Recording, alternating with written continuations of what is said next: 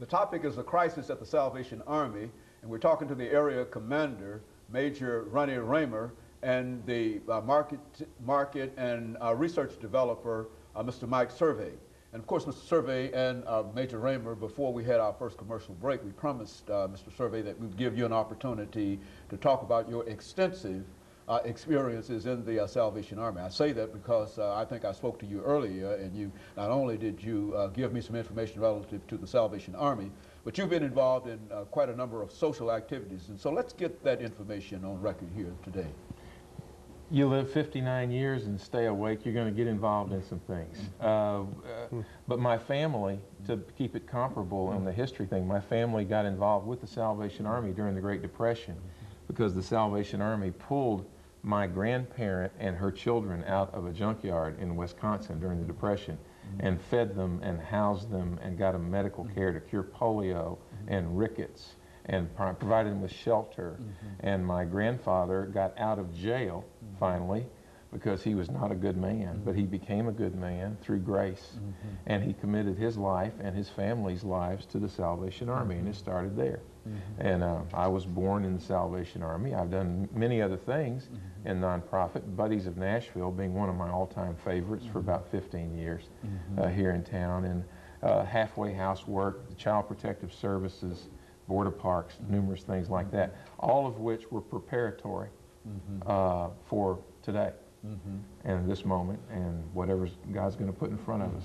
You know, Major RRaymer, I think one of the things that sort of comes through dealing with this is that there's a very, very close family connection and family tie in the Salvation Army. Is that general, or is that just peculiar between the two of you having that kind of family relationship in the Army? Do you find that throughout? Or what? Oh, that is throughout. The very nature of the organization, and because it is a faith-based organization, it just perpetuates itself.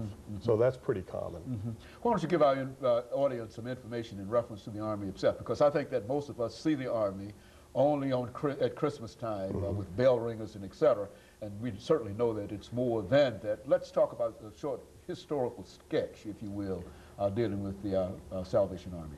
Well, of course, the Salvation Army, as I've already mentioned, is a faith-based organization, but I don't believe that terminology was around back when William Booth, our founder, actually started the Salvation Army by the direction of God, and that would have been in 1865. In fact, back at the end of our Civil War here in the United States. And the Salvation Army has grown from that, of course, worldwide. Its main mission is to preach and show the gospel of Jesus Christ. In other words, to win souls to the kingdom of heaven through Jesus Christ. Now, we do that both in word and action. The Salvation Army's motto from the very beginning takes its heartbeat from William Booth, who said, soup, soap, and salvation. You got to clean them up and feed them first before you can talk to anybody about the love of Christ. And that's been our motivation from the very beginning and still is today here in Nashville.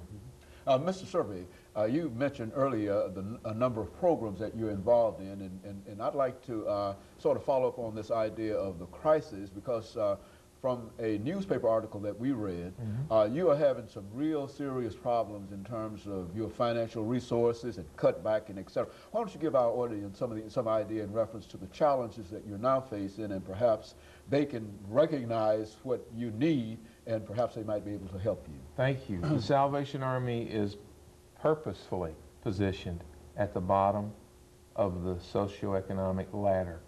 We take our post there, and then we look up and try to lift folks who are down at that base level and lift them up the ladder as far as they can go or care to go. We do that through a number of different programmatic initiatives. One that is the more complex I'll describe quickly and first, so as not to confuse. Beginning about 6 years ago, the Salvation Army, with the help of a lot of volunteer leaders and a community, formed the Red Shield Family Initiative on Stockwell Street in Northeast Nashville, adjacent to Sam Levy Homes. And instead of the Salvation Army pretending that it can continue to lift that neighborhood by itself, it reached out to a number of other nonprofit providers, public and private folks. And the short version of this is that it's now a mall of nonprofit service providers, including Metro Social Services, Child Care with Junior League, and Boys and Girls Club, a large Boys and Girls Club, and we got mental health through Centerstone, and YWCA's got numerous programs, and it goes on. Department of Human Services is there, all on one square block campus. United Neighborhood Health Services, full service health clinic, emergency services center, lots of things. Second Harvest food boxes are available on our campus. So it's quite a model of collaboration and economy, by the way, because the Salvation Army could not afford anyway, I promise you as the development director, it could not afford to do that service for that community. Now beyond that, we have the more traditional services. We have another child care center down the street, and it originated in offering service somewhat exclusively to homeless families. There are one or two others in town that have joined us in that now, and that's wonderful. We have a men's lodge, emergency shelter for men who may just be coming through town or may have gotten laid off or something and don't have any place to stay. And then we have transitional shelters for both single women and intact families, which could be a mother and a father and children.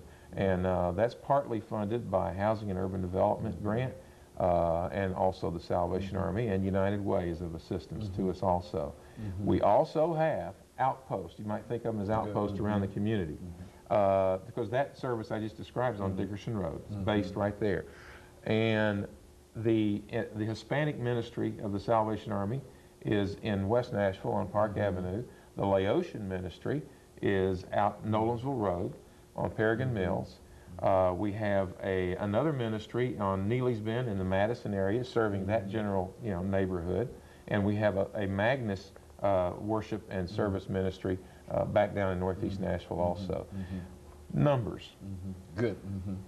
More than 30,000 individuals will be touched by the Salvation Army this year by one or more of those services. The one that we're known best for, to get back where you introduced us, is Angel Tree Program and the kettles, of course, and all that. Hopefully people see that as one big effort, and it is. It's a huge effort. We went from serving 16,400 people last Christmas to 17,400, excuse me, a year ago it was 16,400. This past Christmas it was 17,400 individuals. Children, families, seniors who are isolated and needful. And so in a real sense, there's a real need as we make preparations for our second commercial break here, Mr. Survey. There's real need for aid and assistance. And of course, when we come back, we'll give both of you an opportunity to talk about some of the needs that you have. And we'll be back with our audience following this very, very short commercial break.